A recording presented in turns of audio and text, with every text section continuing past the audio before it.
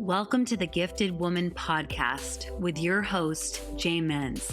This is the place where you can come into full alignment with who you are without a mask. This is the place to discover what your unique gifts are. So let's go.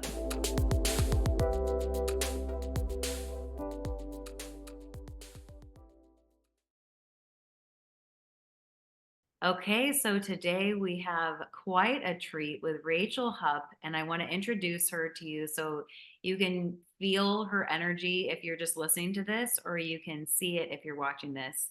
She is a yoga coach with over 20 years of experience in yoga and mindfulness practices. She uniquely blends the ancient science of yoga with modern coaching methodologies to guide women towards fulfillment. As a registered yoga teacher, certified holistic health coach, and cognitive behavior technique life coach, Rachel empowers her clients to overcome self-sabotage, master their emotions, and live their most aligned lives. And today we're diving into how to live a life filled with fulfillment. So I want to know, how did you even get into yoga 20 years ago? What was the thing that led you into it? So I got into yoga actually by accident, which I think sometimes is just serendipitous. It's so amazing how life leads us down these paths. But I was doing a workout DVD, and it actually had a little sample of a yoga program at the end of it. And I tried it, and I was immediately hooked, and I've been practicing ever since. The first time I ever tried yoga was 2008, and it was in Anchorage, Alaska, with my uncle who had a yoga DVD. And he was like, "You got to try this. I feel so good." And I was like, "Yoga?" And then I did it, and I was like, "I have never felt like this in my life." So I love that we both found yoga through a DVD. Yes, yes. Yeah. And then so after doing it on the DVD and signing up for the program, what happened next? I feel like it was just a natural evolution, like so many things in our lives. I started practicing more on my own, initially just at home. I used to be super shy, so I was too scared to go to the studio. Finally got up the nerve to start attending in a studio setting. And it was just, kind of the next level, a different level of bliss when you're not surrounded by all the things you need to do or, the to-do Yes. list. So Yeah. then yeah, I got my teacher training, and the deeper I go, the deeper I want to go. For sure. It just doesn't end, does it? No, never. It's like if you're on a soulful exploration and a deep soul dive, it's like you find one thing, it opens the door to the next thing, and it opens the door. So was it kind of like you went and then did you started teaching yoga? I did, yes. Yeah. Initially, I did my teacher training thinking that I was too shy to teach, that I would never be able to get in front of a classroom and teach people. But you get used to stepping outside of your comfort zone and realizing that it's scary, but it's not that bad. But Yeah. then the more I learned, the more I was like, oh my gosh, I can't keep this to myself. Everybody needs to feel this way. That's So how it always it's like, I feel so good, I got it. And that's why people start businesses too. It's like, I figured this out. I want other people to experience. And then it's like really spiritual people get into this world and they go, wait a second, I know nothing about business. And then it leads them into like diving into this and dive. So I saw that you also became a holistic health coach. So what was like the thing that led you to that after teaching yoga? well, at the time, my mother had a lot of health problems, and I wanted to learn how I could potentially be able to support her more in her wellness journey. And Yes. so, again, it was a very personal path at the beginning, but then I realized, wow, this has the power to change lives. And when you pair it with the mindfulness aspect, it's Yes. really, really powerful. Did your mom did she know that you were doing that for her? I don't think so. She knew I was excited about. I'm always learning something new. So Yeah. Is your mom a seeker too? no, she actually passed a couple of years ago, but she was very, very supportive along my journey and just always encouraged me to keep growing, keep learning, keep diving deeper. And did the health coaching, did it end up helping her? I learned, I think so. I Yeah. cooked a lot for her. I love to cook. And so I had a much deeper foundation for like nourishing or specific health issues that she was going through. So I had fun with it. I felt like it gave me some tools to provide more support as we were going through this journey, and so, I Yeah. think she enjoyed it, and it gave us time to eat together and spend time together, so that's always good. That is beautiful. And quality time is one of the love languages. Yes. And like cooking the nourishing food with your wealth of knowledge and like integrating it with the yoga, you just fully embodied holistic, healthy human. Like, is that how you feel today too?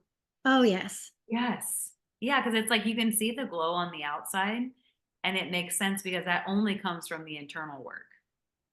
Yes, that's really a good point. Yeah.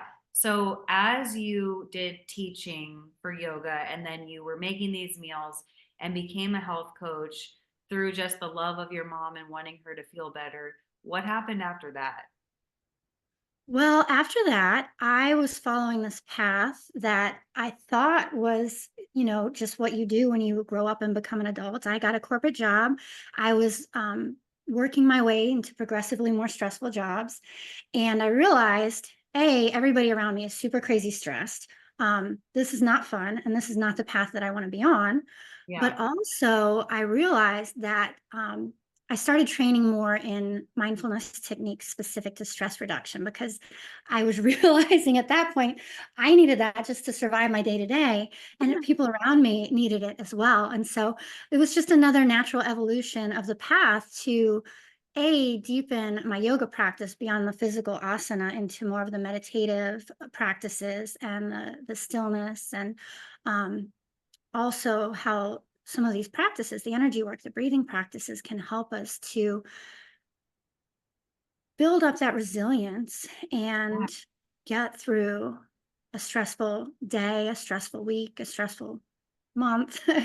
Yes, because it's not too, I mean, sure, you can eliminate stress as much as you can, but that's not it. It's actually, well, like you said, building resilience to that stress and Yeah. like be or remaining calm on the inside as the external world wants to wish you around. So when you did that, when you were working, did you stay working in the corporate world for a while and start just naturally teaching coworkers, or what happened after that? So I'm still in corporate, but I have decided that climbing the ladder is not for me. So I have mindfully chosen paths, positions with Yeah, less stress and less stress and less stress. So now I'm in a really good spot. It feels very aligned. I work full time. I do my coaching and yoga on the side. And yeah. it's for where I'm at right now, it feels very aligned. So much more fulfilling, much more satisfying, much better work life Yes. balance. Yes, and what do you do for your regular, your full-time job? For my full-time job, I do it's a lot of data management, a lot of processing notifications. So I get to work from home, which is awesome. So Yes. that's really cool. I can take a walk in the woods on my lunch break or walk my dogs on my lunch break. So a lot of nature around here. So Do much more you gratitude. do you integrate what you do because you have like kind of two lives, right? I Like, do. right? It's like, are you a Libra or a Gemini? Um, so I just learned about true sidereal astrology, and that with the visible sky, I'm Gemini, but in traditional astrology, I'm a Cancer. Yeah, yeah, the water, I can see that, I can sense that. Mhm. And to live these two lives, does it work because you take what you do in the mindfulness and the yoga and the holistic and you integrate it into the data management? Or like, how do these two worlds merge together? I think so. I get to offer some mindfulness practices at work sometimes to share that gift with others. Yeah. I get to do events for some of our corporate gigs to teach yoga for different events. And for myself, it's just integrated into my daily life. So, meditation and physical asana in the morning, breathing practices scattered throughout the day. I always align my energy before I sit down at the computer. I have a Wow. stand up desk so I can move it up and down. Yeah, I could see you teaching corporate people how to be more holistic. Yeah, it's that's a lot of the people that I work with. That's what and it's so good because you speak their lingo too. Yes, Yeah, yes. and like you can totally get into their minds because it's like you have that mind too. So it sounds like you're in a full alignment. And I want to talk about who are the people that you're serving and what are you teaching them right now? Because I can imagine a lot of people listening are thinking like, wait a second, I'm in corporate and I feel stress and I want to learn those stress reducing techniques. Like what what does your life look like now and who are you helping? So these days, I'm working primarily with women in midlife. Yeah. I feel like at this age, I don't have children myself, but a lot of the women that I work with do have children. And they're finding that for the first time, maybe in many years, the children are getting older. They're getting to a spot where they've got more time for themselves for the first time, or children are moving out of the house. And so they've got this empty nest and space for themselves, or they're going through corporate transitions or midlife midlife transitions, and we're Yeah. needing a little bit of extra support along our journey. And so helping them first with, self-awareness. Did you find yourself like I did on a path that somebody else told you was your path? Or are you on the path that feels aligned and right for you? And how do you know where you are versus where you want to be? And Yeah. then in the day to day, what are your triggers? What are your stressors? And how can we give you some tools to build up some resilience so that you're not feeling so scattered and stressed out? Um, by the end of the day, I remember feeling when I woke up in the morning like I was defeated before I even got out of bed. Like there was no way I could keep up with everything. Yeah. And a lot of the women that I work with feel that way and they're in that spot. And so what I found is that we tend to work with people who we can see their path. And so um So true. yeah, so knowing that I used to be that stressed out and my life now is awesome. Yeah. Um, there are moments of challenge. There always will be. There are moments of stress, but I've got the tools in the toolkit to um, move through it with peace in my heart. Yes. And it was first you embodied it and then you taught it. And it's like does it feel like you're teaching maybe 5 years ago you now? Yeah, yeah, that's about right. Yeah. So it's like you're teaching 5 years ago you, and what a gift that is to women who are feeling defeated when they first wake up. Like that's a horrible feeling. It really is. Yeah. And like I can resonate with that because there's times where you are in a state of overwhelm and then you look and you go, but I did it to myself. And you go, why did I do that? And it's good because it sounds like what you're bringing them into is a state of awareness, and not only a state of awareness, you're also giving them these tools and techniques for them to wake up, and instead of feeling that doom and gloom, it's like a sense of safety and security within almost the soul and the spirit to move forward in a way that's more empowering instead of just like defeatist. Yes, yes. I like Yeah. to say that I help women to trust themselves enough to walk the path of their inner calling. And so it's just um, coming home to ourselves, Yeah. figuring out who we are, what we want, and what kind of energy do we want to bring into our day, and Yeah. how can that energy ripple out around us?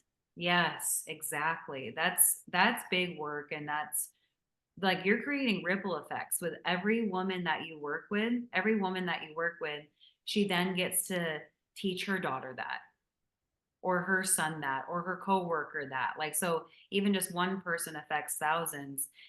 And how are they, like, do you have retreats, or do you have like, do you have a book? I feel like there's a book in you. There is a book in me. I Yeah. just decided that 2 weeks ago. Yeah. I was like, is there a book coming out? Is there like, yeah, because this is needed. No, it's funny you say that. I just told my fiance like a week and a half ago, I'm going to write a book. No, Yeah. I've done a few retreats. Yeah. Um, I do one-on-one coaching. I do online group coaching programs, Yeah. and I teach classes and workshops locally in this area. Yeah. And where do you live? I'm in the Shenandoah Valley in Virginia. Shenandoah Valley. Isn't that so pretty? It is. It's What beautiful. what is it like living there? It's like a dream, except in the wintertime because I live at the top of a mountain and it's cold, but Yeah. it's just beautiful. Like you live at the top of a mountain. Yes, I have That- created the life of my dreams. Well, I'm manifesting it still. It keeps That's getting full better. body. Yes, full body goosebumps are like going up and down because it's you're being truthful. Like I can feel your codes of truth, and you've manifested what you wanted and it's still coming. And that's why you're like, that's why I can teach others how to do it because I've done it myself. I've shown myself I can do it. That's huge. And I Matt. feel yes, I didn't mean to interrupt you. Oh no, keep going, keep going. Oh, I was just gonna say, I feel like once we get on this path, it's kind of like a snowball effect. Like the more good we create in our lives, the more good that keeps coming, the more we realize, oh, this is how I wanted to feel. The more things that keep that feeling in there, um, that's Ooh, what shows up for us. yes. Okay, say that again. I want people to hear that again because that I can see that written on like a giant poster if you can remember. Otherwise, I can just rewind it. But say that last thing again. Well, I'll see if I can remember it, but basically it's just like a snowball effect. The more that we align with how we want to feel and the energy that we want to feel in our world, the more good that we create, the more good we attract to us. And the easier it is to stay in that energy that we wanted because we started to intentionally manifest it. And then the universe keeps giving us more of it. You know what you're making me like it's pinging me into this moment. I was at this wild woman retreat in Sedona this December with 20 women from all over the world. And I had this feeling like I'm in the room with all my people. Yes. And it's like, and that's such soul giving. And then you know when you're in the room with people that it doesn't mean anything about them. It doesn't mean anything about you. It's just like not the same alignment, and your body will send you so many messages. And it's like the longer you resist it and try to go towards it, the more like you're whoa, like it's wonky. And you're just saying, why not give it a shortcut and keep following where you do feel. Yes. Yes. Absolutely. So is there anything that you really want to leave? Like, say someone is on the verge of they're waking up with the doom and the gloom, and they're on the verge of trying to figure out, like, what is the thing that lights me up? I'm feeling stressed. I have too much going on. I'm in overwhelm. What would you suggest the first thing they do to get out of the overwhelm and out of the stress? One thing I like to suggest is just the power of a pause. Give yourself a moment. When you wake up in the morning, don't just like rush straight into your to-do list. Take a few deep breaths. Think about a few things you're grateful for. Set an intention for how you want to move through your day. You can do all of that in less than 2 minutes. And it just helps to give you a moment before you rush into satisfying everybody else's needs and demands to check in with yourself, slow down. And, the deep breathing helps with our nervous system regulation. Yes. Gratitude helps with our mindset. Setting an intention helps draw the energy we want to create. And so that's somewhere that I like to start. That's where I started when I felt like I didn't have much time. Yeah. Yeah. And they'll know uh how to contact you. It'll all be in the show notes. So if you want to wake up and learn even deeper and have more of a alignment path for yourself instead of waking up with the doom and gloom and feeling stressed out and overwhelmed, then you'll want to connect with Rachel in one of her offerings because you can even see if you're watching this how glowing she is, or you can also hear through her voice that there's a certainty in what she does and her own methodologies and infusing all these holistic practices into what she does that makes this so effective. And there's no better model of someone who has already mastered this desired, fulfilled, aligned life than if you're living it. So then you're already just a beautiful role model for those who want that. So I want to say thank you so, so much for doing your soul work and continuing to follow what brings you alignment so you can help so many others in who are feeling really scattered and all over the place. Like you just brought so many wisdom teachings into the just this short episodes. I want to say thank you so much. Thank you. Thank you for having me. Yeah. Awesome. Okay, well check her out. You will not be sorry and I will see you later. Okay, bye Rachel. Bye.